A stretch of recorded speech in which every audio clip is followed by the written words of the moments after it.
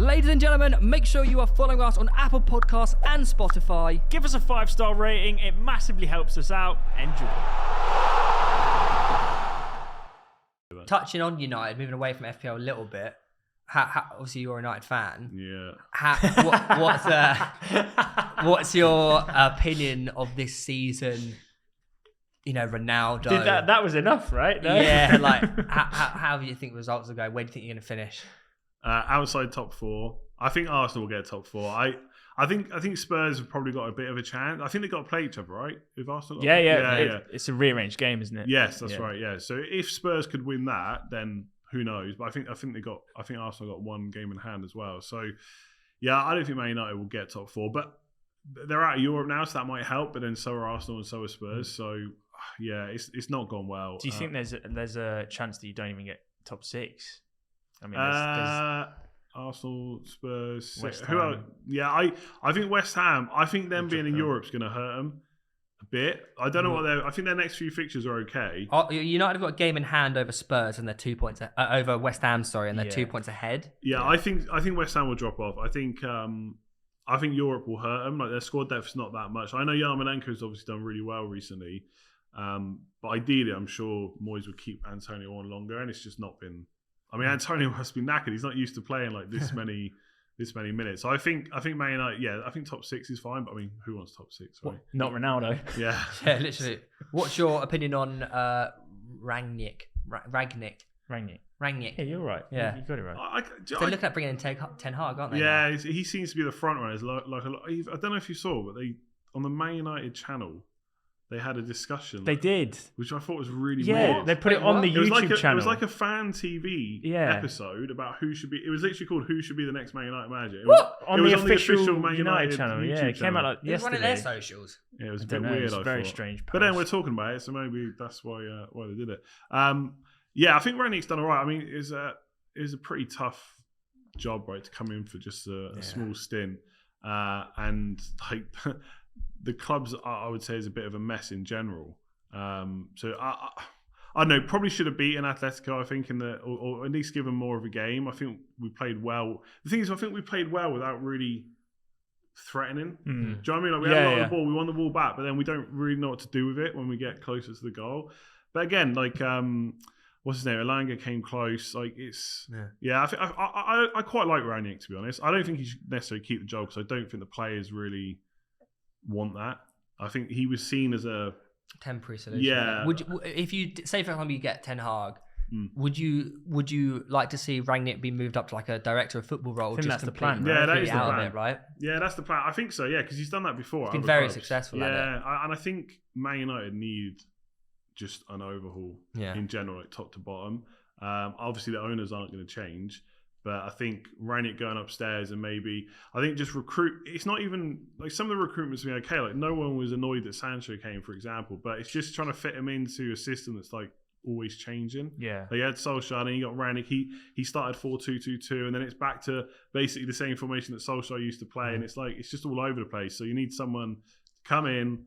I would say going to be backed, but I mean, it's not like we haven't spent like for the other ones. They have been backed, like, but it's just not quite right. So I think Rangnick going upstairs, and if he can get in someone that he likes as well, he likes Ten Hag. Would you be disappointed if you end up with Pochettino? I don't know about disappointed. This goes back to like stats or gut feeling. There's just something about him now where I don't know. Yeah. Like I think like everyone else liked him. Obviously, he did really well at Spurs. I know some people say he bottled the title. There's just something about this run at PSG just not going that well. Like getting smashed 3-0 by Monaco.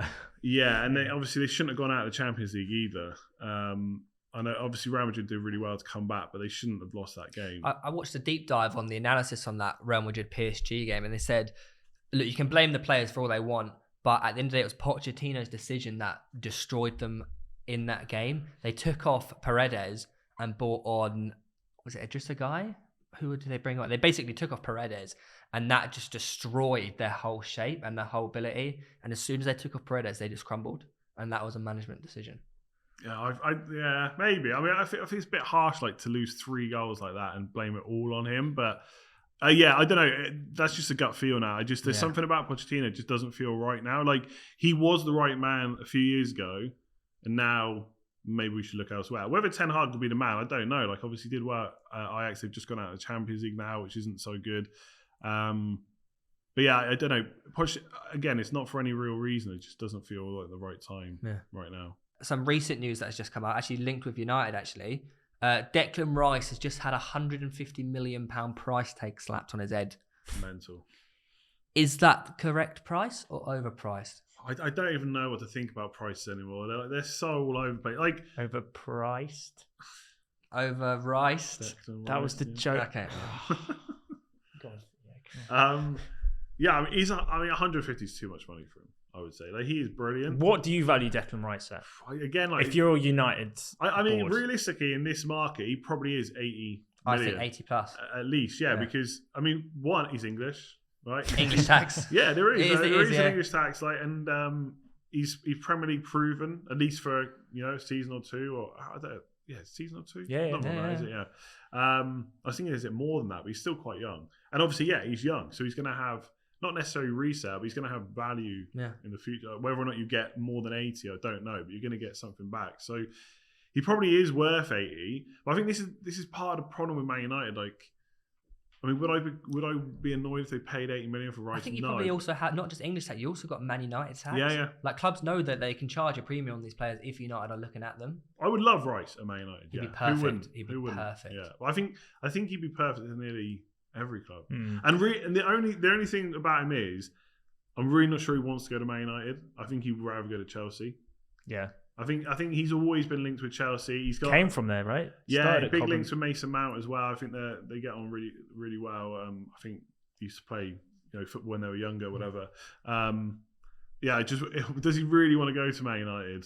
It wouldn't necessarily be a problem if he doesn't, but yeah, I think 150 is mad. I know money in football is mad anyway, but 150 just seems. I feel like when you're paying that much money, you almost want like one of the best players in the world. Maybe he is in his position. I genuinely think he could be one of the best defensive midfielders in the world. I think because he isn't just. I've said this before. I'm such a big advocate of him. He's not just a defensive midfielder. He's a DM that can actually. He's one of the best dribblers. I think the way he travels with the ball, especially in the Euros against Italy. I think he's less of a DM now. More box to box. I think he's progressing towards like a number 8 role sort of thing.